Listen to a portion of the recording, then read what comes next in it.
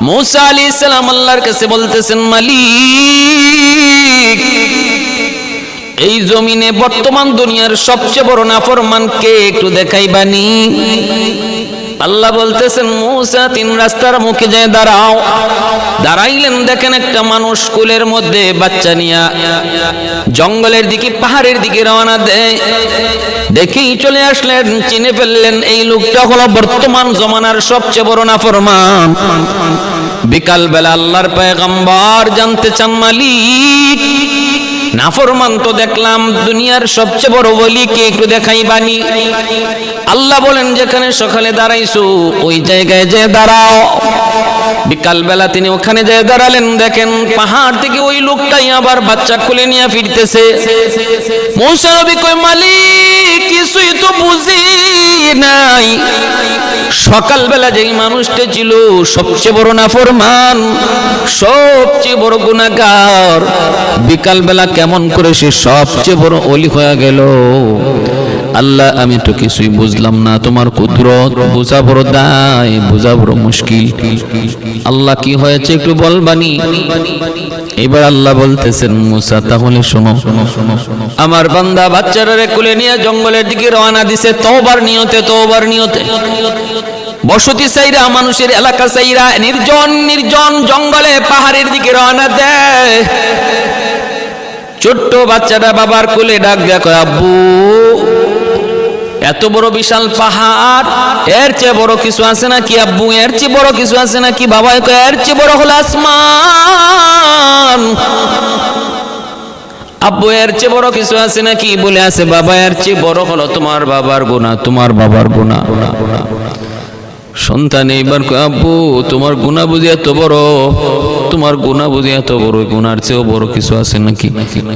তখনই বাবা কান্না শুরু করে দিছে। কান্না শুরু করে কয়, বাজান রে, তোমার বাবার গুনাহ যত বড় হোক না কেন, এই গুনার চেয়েও আমার আল্লাহর রহমত আরো বড়, আরো বড়। আমি আল্লাহর কাছে আল্লাহর রহমতের আশা করে হাত দুইটা উপরে উঠে কাঁদবো, আর তুমি আমিন আমিন বলবা। ও মূসা, আমার বান্দা যখন গুনার কথা স্বীকার করে আমি আল্লাহর কাছে কান্না শুরু করে দেয়, কোলের শিশুটা তখন বাবার চোখের পানি দেখে হাওমাও করে কান্দে, আর বাবার সাথে আমিন আমিন কয়। তার বাচ্চাটা আমিন কইতে দেরি হয়েছে, আমি আল্লাহ তার নাম গুনাহগারের খাতা থেকে কাইটা জগতের শুধু ওলি না, সমস্ত ওলিদের সরদার বানাইতে দেরি করি নাই। मैं तालिब मौला हूँ मेरे इश्क निराला, मैं तालिब मौला हूँ मेरे इश्क निराला, है जुमला जहाँ जिनकी तजल्ली से उजाला, है जुमला जहाँ जिनके तजल्ली से उजाला। ما درد جہاں غیر خدا یار ندارم، جزیات خدا ہی چدگر کار ندارم، جزیات خدا ہی چدگر کار ندارم। ভাইরা, আমার জন্য বলতেছিলাম, আই হিজাবে কিবরিয়া তো क्या ना कर सकता, আমার আল্লাহ কি না করতে পারে, কি না করতে পারে। আবু আব্দুল্লাহ আন্দলুসি এত বড় বুজুর্গ, এত বড় ওলি, একটা কথা শুধু খ্রিস্টান সুন্দরী যুবতী মেয়েটারে দেইকা বলছে, এত সুন্দরী মেয়েটা জাহান্নামে জ্বলবে। আল্লাহ পাকের কাছে কথাটা নারাজ, আল্লাহর কাছে কথাটা খারাপ লাগলো, মালিক নারাজ হয়ে গেলেন। আল্লাহ বলতেছে, নারী আবু আব্দুল্লাহ, কথাটা তুমি ভালো বলো নাই, কারণ জান্নাত জাহান্নামের মালিক আমি আল্লাহ, আমি তারে জাহান্নামে দিব না, তারে জান্নাতি বানাবো, সেটা আমি আল্লাহ জানি, তুমি তো জানো না, কেন তুমি এমন কথা বললে? এজন্যই তার উপর ইমানি পরীক্ষা শুরু হয়ে গেল। আবু আব্দুল্লাহ আন্দলুসি কিছু দূর গেলেন, যাওয়া মাত্রই দেখা গেল হঠাৎ করে চেঞ্জ হয়ে গেলেন। সমস্ত মুরিদানকে ডাক দিয়ে বলতেছেন, যাও তোমরা যার যার মন মতো করে বাড়ি চলে যাও, তোমাদের সাথে আমার কোনো সম্পর্ক নাই, আমি তোমাদেরকে চিনি না, তোমরা আমার পাশ থেকে সরে যাও। মুরিদান কলিবারা কই, হুজুর আপনি কোন কি? বলে, হো যা বলেছি করো, তাড়াতাড়ি করে সরো, তোমাদেরকে আমি চিনি না, আমার সাথে তোমাদের কোনো সম্পর্ক নাই, কোনো সম্পর্ক নাই। আবু আব্দুল্লাহ আন্দুলুসি তিনি পরবর্তীতে তিনি বলেছেন আমি তখন টের পেয়েছিলাম আমার ভিতর থেকে একটা পাখি, সবুজ রঙের একটা পাখি আমার ভিতর থেকে উড়া দিয়া চলে গেছে। কি গিয়েছে? কই ইমানটা উড়া দিয়া পাখির সুরতে চলে গেছে, ইমানটা পর্যন্ত চলে গেছে। এজন্য তিনি আর কিছু নাই, তিনি কাউকে চিনেন না, মারিফতি তার জানা নাই। কোরআনের হাফেজ ছিলেন, হিফজ ভুলে গেছেন। হাদিসের হাফেজ ছিলেন, হাদিস ভুলে গেছেন। সব কিছু ভুলে গেছেন, অন্তরের মধ্যে আর কিছুই তখন নাই। মুরিদানরা তিনি বলতেছে হুজুর কই যাইমু? কই বাড়ি চলে যাও, আন্দুলুস চলে যাও। সবাই আন্দুলুস চলে আসলো। আর এইদিকে তিনি ওই মেয়েটার, সুন্দরী মেয়েটার প্রেমে পড়ে গেলেন। খ্রিস্টান সুন্দরী যুবতী মেয়েটার প্রেমে পড়ে গেলেন। তার পথ ধরে ধরে তার পিছনে নিয়ে নিয়ে তার বাড়ি পর্যন্ত পৌঁছে গেলেন। পৌঁছে তার বাপ মার কাছে তিনি বলতেছেন আমি আপনাদের মেয়েকে বড় পছন্দ করি, আমি তার আশিক, আমি তার প্রেমিক, আমি তাকে চাই, আপনারা তাড়াতাড়ি করে তারে জিজ্ঞেস করেন সে কি বলে। বাপ মা কয় তাহলে একটু জিজ্ঞেস করে নেই। মেয়েটারে ডাক দিয়া বলতেছে মানে তোমার একজন প্রেমিক এসেছে পাগল হইয়া, তোমাকে চায়। ওই খ্রিস্টান সুন্দরী যুবতী মেয়েটা এসে বলতেছে তুমি যদি আমার আশিক হয়ে থাকো, পাগল হয়ে থাকো, তাহলে কয়েকটা শর্ত আমার মানতে হবে। এক নম্বর শর্ত হলো তোমার দাড়ি ফালায়া দিতে হবে। নাউজুবিল্লাহি মিন যালিক। ইনি এটাতেও রাজি হয়ে গেছেন, কোনো অসুবিধা নাই। সাথে সাথে দাড়িটা ফালাইতে রাজি, দাড়ি ফালাইয়া দিলেন। তারপরে বলতেছে আর কি শর্ত বলো? দুই নম্বর শর্ত হলো তোমাকে মদ খাওয়া লাগবে, মদ। ঠিক আছে, অসুবিধা নাই। তিনি মদও খাইলেন। আর কি মানতে হবে? তিন নম্বর হলো আমাকে যদি পাইতে হয় 10 বছর টাইম লাগবে, 10 বছর। এই 10 বছর তুমি আমার সুর চড়াইবা, এই সুরগুলি তুমি চড়াইবা পাহাড়ের মধ্যে। তিনি এই 10 বছর মেয়াদ, 10 বছর পরে তিনি পাইবেন। এইদিকে রাখালি করেন আর সুন্দরী মেয়েটা গির্জায় আসা যাওয়া করে। তিনি ওই পাহাড় থেকে এই সুন্দরীকে শুধু এক নজর দেখেন, এতে তার মনে শান্তি জাগে। ভাইরা বন্ধুরা, কত বড় ইমানি পরীক্ষা চলে আসলো। আল্লাহ কি করতে না পারে। এইদিকে মুরিদান সবাই যখন দেশে গেল, আন্দোলস গেল, মানুষেরা কই হুজুর কই? হুজুরের কথা কই না, হুজুরে হারায় ফেলছি, হুজুর তো চেঞ্জ হয়ে গেছে, হুজুর তো আমাদেরকে চিনেন না, আমাদেরকে বিদায় করে দিছেন। ও ভাইরা বন্ধুরা, এইদিকে দেখা যায় সবাই কান্নাকাটি শুরু করে দিল। কই তাড়াতাড়ি করে চলো আমরা পীর সাহেবের কাছে যাই, আমাদের পীর সাহেবের কাছে যাই। খুঁজতে তারা চলে আসলো। আইসা দেখে পাহাড়ের উপরে আবু আব্দুল্লাহ আন্দুলুসি শুয়ে রাখালি করেন, মুখে দাড়ি নাই। হায় সুরত বুঝিয়ে মন হয়ে গেল। মুরিদান নিচ থেকে ডাক দিয়া হুজুর আপনি একটু নামেন, আমাদেরকে আপনি কোরআন শোনান, হাদিস শোনান, আমাদেরকে আপনি মারিফতের বয়ান শোনান। আবু আব্দুল্লাহ আন্দুলুসি কয় আমার কিছুই মনে নাই, তোমরা তাড়াতাড়ি করে চলে যাও, আমার কিছু মনে নাই, তাড়াতাড়ি করে চলে যাও। এইদিকে মুরিদান যারা, তারাও তো বহুত বড় বুজুর, বহুত বড় আল্লাহওয়ালা। সবাই তখন ওযু করে 2 রাকাত নামাজ পড়লো আর বললো আমরা আল্লাহর কাছে চাও। ঘটনা কি হয়েছে আমরাও তো কিছু জানি না। মালিকের কাছে চাও, মালিকের কাছে কান্দো। পাহাড়ের নিচে মুরিদান 2 রাকাত নামাজ পড়ে এমন কান্না শুরু করেছে মালিকের দরবারে, আমার আল্লাহ সব সইতে পারে, কিন্তু যখন আল্লাহর সামনে আল্লাহর কুদরতি নজরে চোখের পানি জড়ায় বান্দায় ডাক দেয়, এই চোখের পানিটা আল্লাহ সইতে পারে না। গুনাহগার যত বড় গুনাহগার হোক না কেন রে বান্দা, যদি চোখের পানিটা জড়ায় তুমি আল্লাহরে আল্লাহ কইয়া ডাক দিতে পারো, একবার যদি আল্লাহকে গল্লা কইয়া ডাক দিতে পারো, 70 বছরের গুনাহগার মূর্তির সামনে বসে বসে শুধু ইয়া সনামু করছে। একদিন জবান দিয়া কয়া সমাদু, সাথে সাথে আল্লাহ জবাব দিয়া দিছে। এজন্য চোখের পানি 0 থেকে হিরো বানায় দেয়। লাইসা শাইউন আহাব্বু ইলাল্লাহি মিন কাতরাতাইন কাতরাতু দুমুইন মিন খাশিয়াতিল্লাহ ওয়া কাতরাতু দামিন ইউহরাকু ফি সাবিলিল্লাহ। আল্লাহর নবী বলেন দুইটা ফোঁটা আল্লাহর কাছে বড় দামি, বড় দামি। একটা ফোঁটা হলো রক্তের ফোঁটা, যেটা আল্লাহর রাস্তায় জিহাদ করে মুজাহিদের রক্তের ফোঁটা। আর একটা ফোঁটা হলো চোখের পানির ফোঁটা, চোখের পানির ফোঁটা। এটা আল্লাহর কাছে বড় দামি, বড় দামি। এর যুবক ও আল্লাহর বান্দি ও আল্লাহর বান্দা, বিপদে পড়েছো, হতাশ না, নিরাশ না, কারো কাছে যাওয়া লাগবে না। সমস্যায় পড়ে গেছো, কারো কাছে যাওয়া লাগবে না, তদবিরও করা লাগবে না। গভীর রাতে উইটা চোখের পানিটা যায় না মাঝে ফালাইতে পারো কিনা দেখো। গভীর রাতে উইটা চোখের পানিটা ঝরাইতে পারো কিনা দেখো। কারণ শেষ রাত আল্লাহ পাকের খাস দরবার খুলে যায়, আমার আল্লাহর খাস দরবার খুলে যায়। ওই সময় চোখের পানিটা ফেলে আল্লাহর কাছে চাইতে পারো কিনা দেখো। এমন কোনো সমস্যা নাই যা আল্লাহ পাক সমাধান করতে পারে না। আবু আব্দুল্লাহ আন্দুলুসির অবস্থা দেখে মুরিদান কান্না শুরু করে দিল, চোখের পানি ঝরায় একদম বন্যা করে ফেলতেছে। আল্লাহ পাক রব্বুল আলামিনের দয়ার সাগরে ঢেউ খেলে উঠল। রব্বুল আলামিন সাথে সাথে মুরিদানদের কথায় আল্লাহ খুশি হইয়া তাদের চোখের পানির দিকে তাকাইয়া আল্লাহ পাক রব্বুল আলামিন পীর সাহেবের অন্তরের মধ্যে আবার আল্লাহ পাক ঈমানের নূর আল্লাহ আবার দান করলেন। যেই মাত্র ঈমানের নূরটা তার অন্তরের ভিতরে ঢুকলো, সাথে সাথে তিনি দ্রুত বেগে নিচে নেমে আসলেন। আয়েশা বলতেছেন, বাবারা তাড়াতাড়ি করে আমারে তোমরা তওবা করাও। আমি তো সব ভুল পথে চলছিলাম, আমি তো ভ্রান্ত হয়ে গেছিলাম, আমি তো হালাক হয়ে গেছিলাম, আমাকে তোমরা তওবা করাও। কান্না আর কান্না।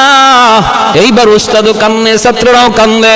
ভাইরা বন্ধুরা, আবু আব্দুল্লাহ আন্দুলুসি মুরিদানকে সাথে নিয়ে এবার তিনি আন্দোলস চলে আসলেন। রে ভাই, এইদিকে মেয়েটা যখন গির্জা আসলে দেখে তার প্রেমিক নাই, খোঁজ খবর নিতে চাইলো, জানতে পারলো তার প্রেমিক তো চলে গেছে আন্দোলস।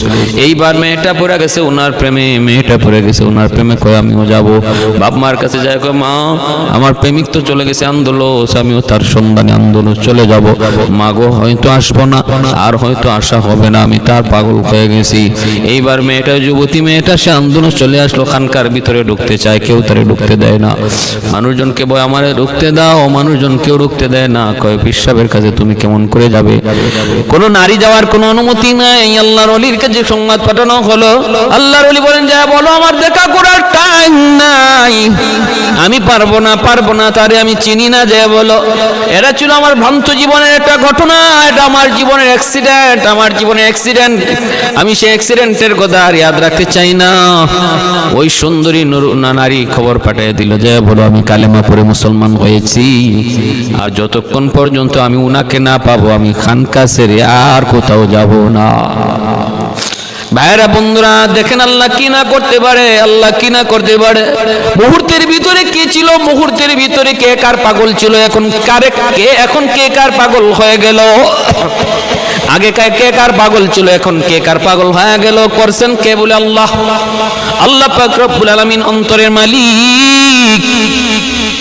এজন্য বলি আল্লাহর গোলাম, আল্লাহর বান্দি নিরাশ হয়ে যত বড় গুনাহগার হই না কেন, আমি যদি বলি হায় রে আমি বহুত বড় গুনাহগার, মনে হয় আল্লাহ আমাকে মাফ করবে না। এ ভাইরা, করাচির হযরত হাকিম আক্তার সাহেব রাহিমাহুল্লাহ তিনি বলেন, একটা মানুষ সারা জীবন যত গুনাহ করছে, এর চেয়েও সারা জীবনের সমস্ত গুনার চেয়েও এই কথাটা এর চেয়ে আরো বড় গুনাহ। আল্লাহ আমাকে মনে হয় মাফ করবে না, যত বড় গুনাহগার আমি। এই কথাটা কোয়া আল্লাহর সাথে বিয়াদবি। কারণ একজন, আমার গুনাহ যত বেশি হোক না কেন, আমার গুনাহ যত বেশি হোক না কেন, সাগরের পানি, নদীর পানি, শহরের সমস্ত ময়লা নদীতে পড়ে, এক ঢেউয়ে সব ময়লা পাক বানিয়ে দেয়। আল্লাহ রহমতের দরিয়া এর চেয়ে হাজার গুণ বড়, হাজার গুণ বড়। তাম পৃথিবীর সমস্ত মানুষের গুনাহ যদি রহমতের সাগরে পড়ে, আল্লাহর রহমতের একটা ঢেউ বাড়ি দিয়ে সবগুলা নাপাকরে পাক বানিয়ে দিবে। কারণ আল্লাহর রহমতের সাগর আর দরিয়া হাজার হাজার গুণ বড়। দুনিয়ার তুচ্ছ থেকে ছোট্ট থেকে ছোট্ট একটা নদী যদি এতটা ক্ষমতা রাখে, আল্লাহর রহমতের সাগরে কতটা শক্তি আর কতটা ক্ষমতা রয়েছে।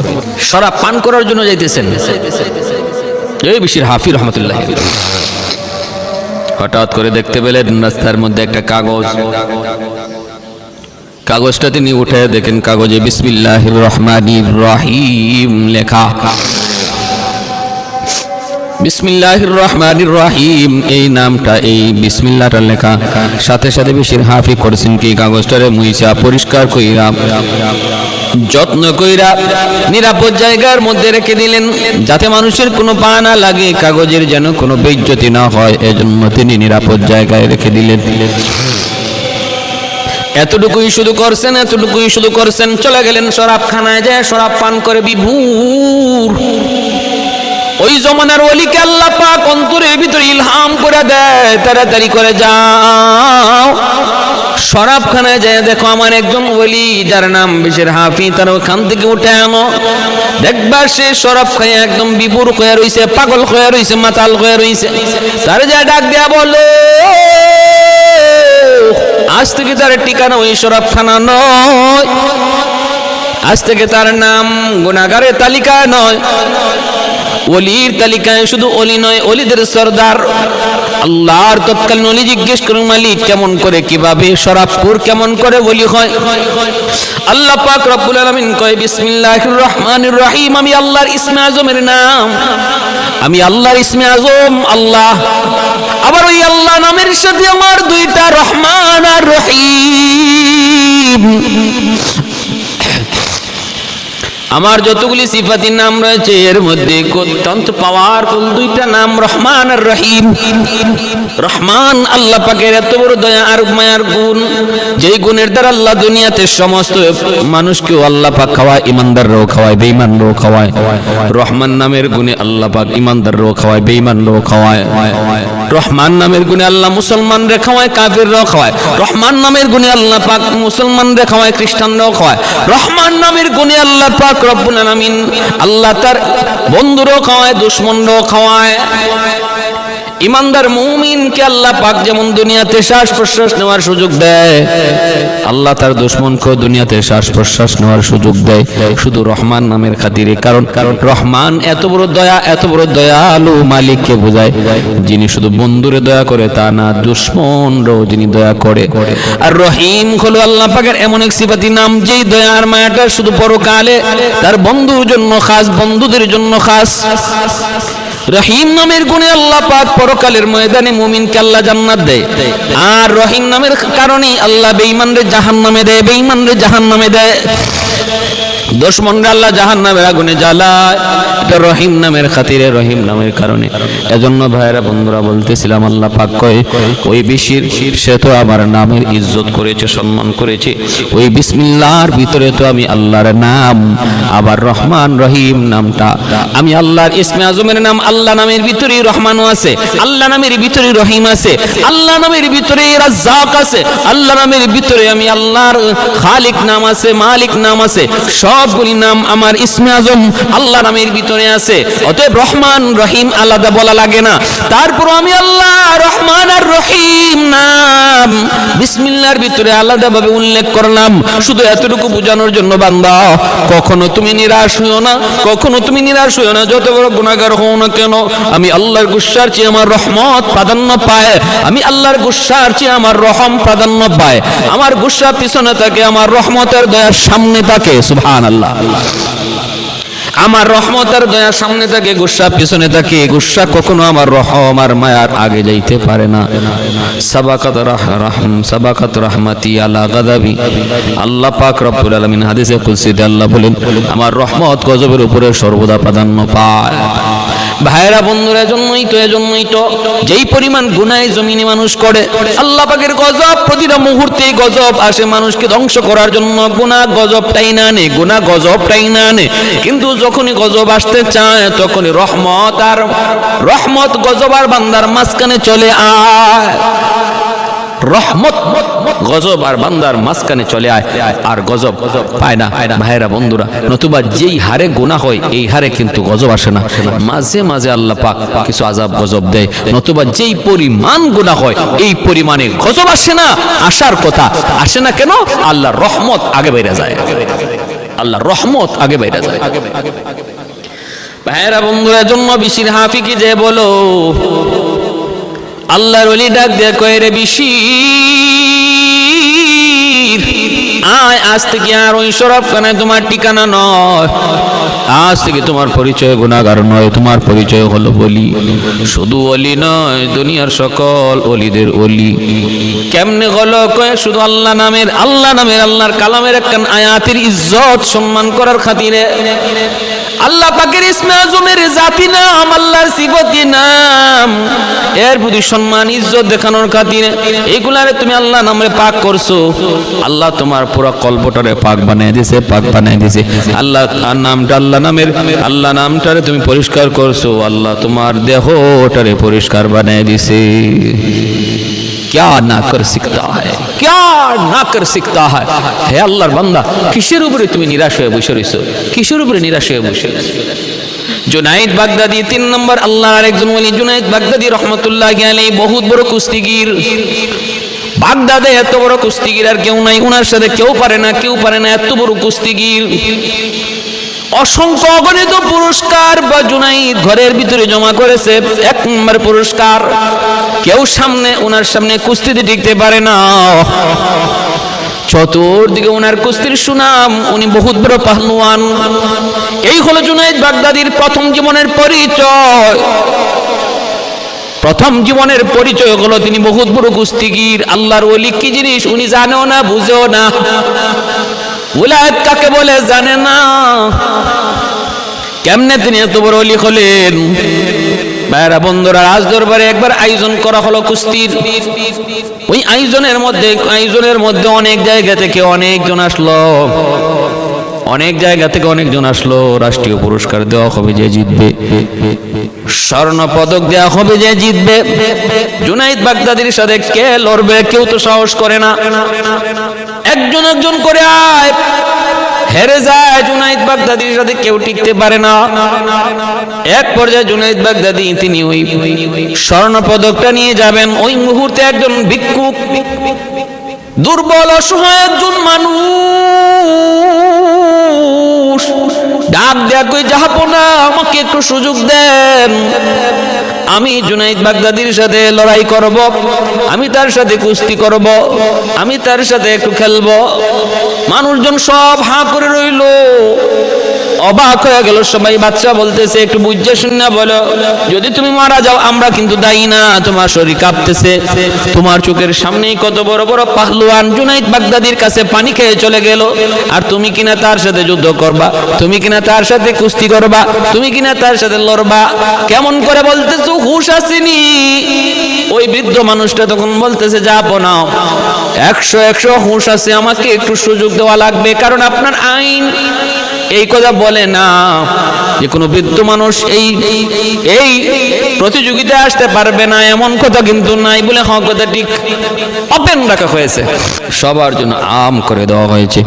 আমাকে আপনি বাধা দিতে পারেন না? কয় না, আমি তোমাকে বাধা দেব না, তবে তুমি কাগজে লিখে নাও, যদি তুমি মারা যাও আমরা কিন্তু কেউ দায়ী না। কয় কোনো সমস্যা নাই, আপনি কাগজ কলম আনেন। কাগজে লিখে দেওয়া হলো, আমার মৃত্যুর জন্য আমি দায়ী, আর কেউ দায়ী না, যদি এতে আমি মৃত্যুবরণ করি। ভাইরা বন্ধুরা, এরপরে যখন কুস্তি লাগবে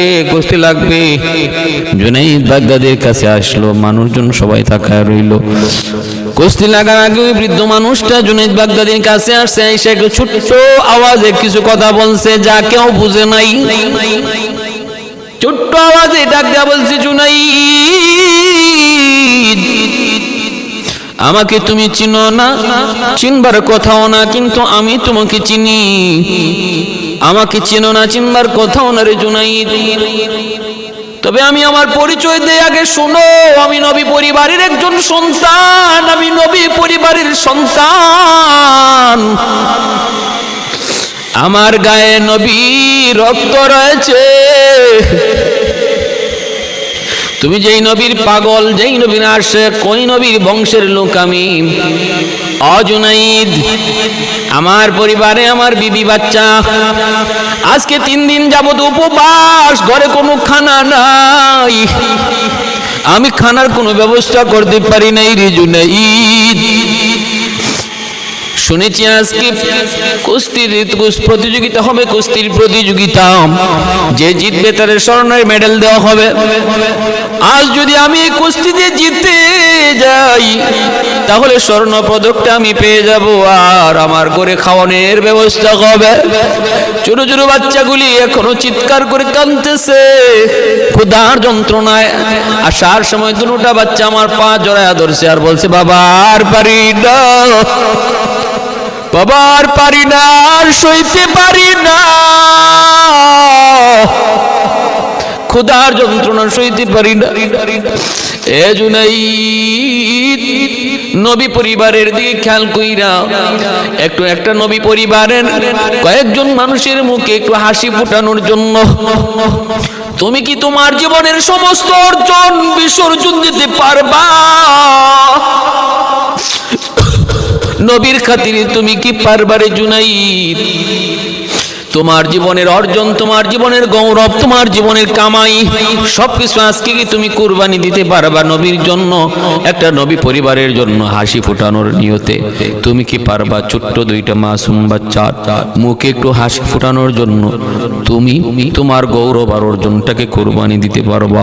একটু খেয়াল করে দেখো, যদি আজকে তুমি আমার কাছে ইচ্ছা করে হেরে যাও আর আমি যদি জিতে যাই তাহলে স্বর্ণ পদক পাবো, আমার করে খানা উঠবে, আমার ছোট ছোট বাচ্চাগুলি ক্ষুধার যন্ত্রণা তাদের কাটবে, তাদের মুখে হাসি ফুটবে।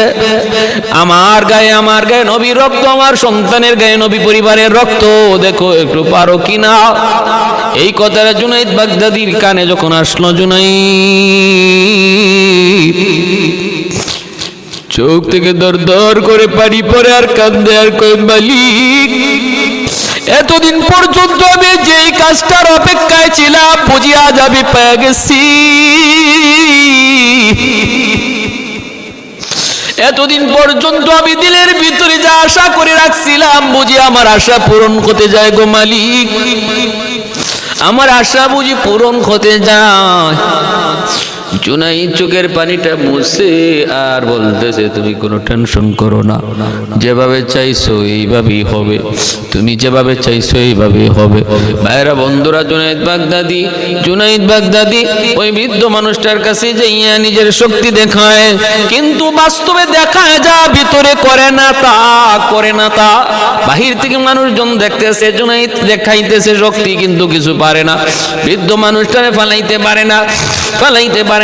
কিন্তু জুনাইদ বাগদাদির যখন বৃদ্ধ মানুষটা একটা ঘুষি দেয়, উনি ধপাস করে মাটিতে পড়ে যায়।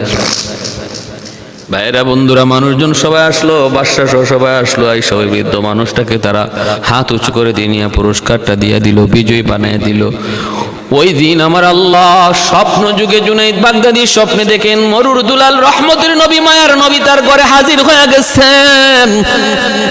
হাজির হয়ে আল্লাহর নবী নিজে দেখা দিয়া বলতেছেন, রে জুনাইদ, আজ থেকে তোমার পরিচয় কুস্তিগিরি না, আজ থেকে তোমার পরিচয় হলো তুমি জগতের বলি। শুধু তুমি বলি না, অলিদের বলি।